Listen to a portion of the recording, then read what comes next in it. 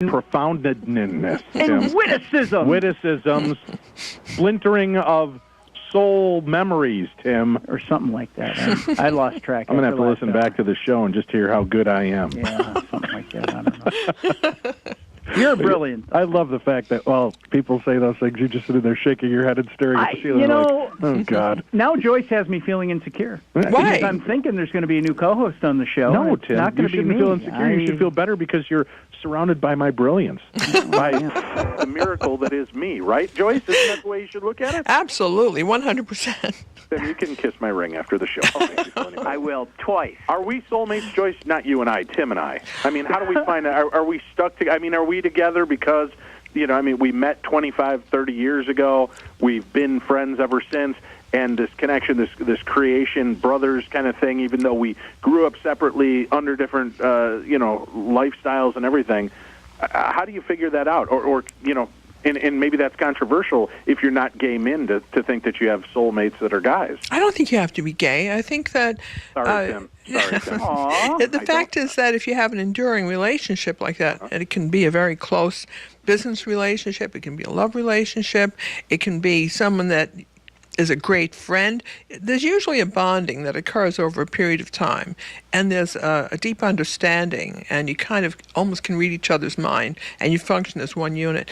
I think that's the best definition for soulmate, and I would say you both definitely are. I mean, you don't have to be married or anything. You just have to be able to work together and not kill each other. We can just live together. We don't have to get married. You can live together and not kill each other. That's the criteria. I want something on my finger, Dave, to show our union. You're getting nothing. See? Like I told you, Tim, you're getting nothing. You're getting nothing.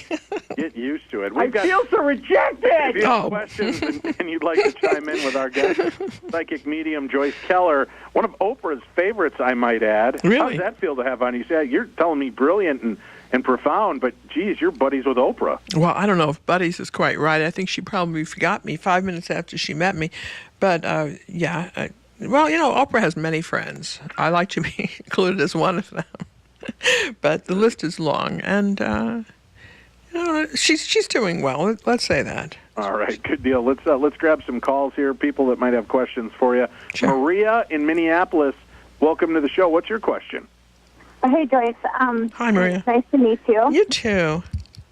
So I have met my twin flame, and it was at an inopportune time, which is pretty common.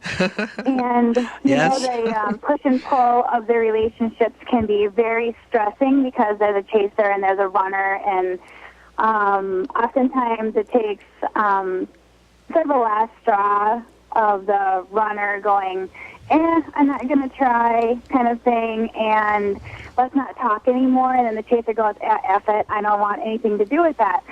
So I'm at that point where I've said, don't talk to me anymore until you're ready. Mm-hmm. Have you ever experienced that with yourself, where you had your twin flame and you were the runner or you were the chaser, and the emotions of the relationship were dictated by logic instead of emotions? Or have you known anyone that's in a relationship like that? Of course. What, is he married?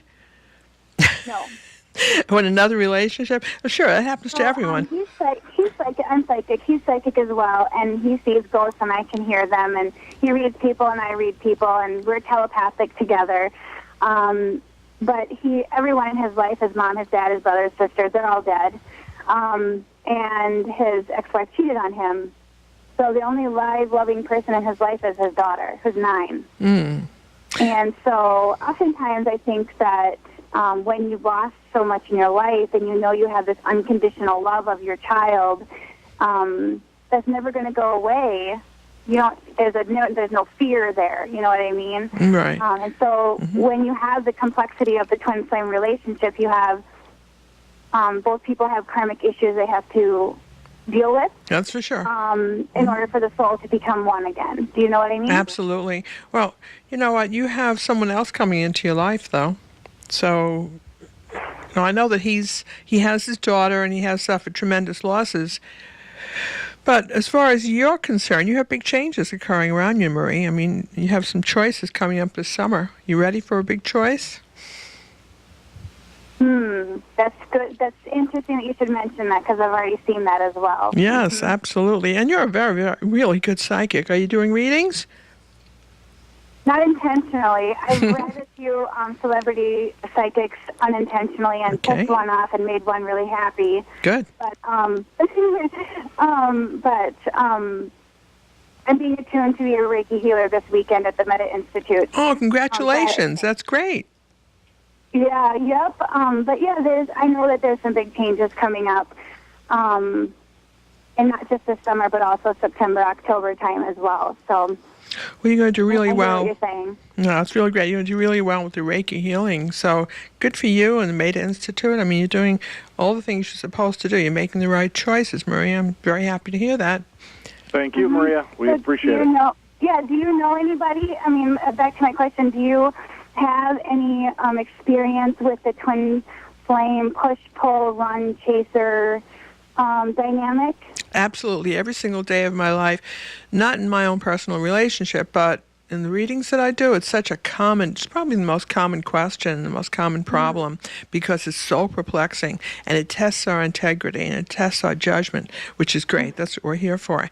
So I think you're doing really well with that. So the answer is yes, I have, and will continue to do so. Okay? Awesome. Well, thank you very much. Thank you, Marie. Take care. We appreciate the call. Thank you. Let's grab Melody in Minneapolis.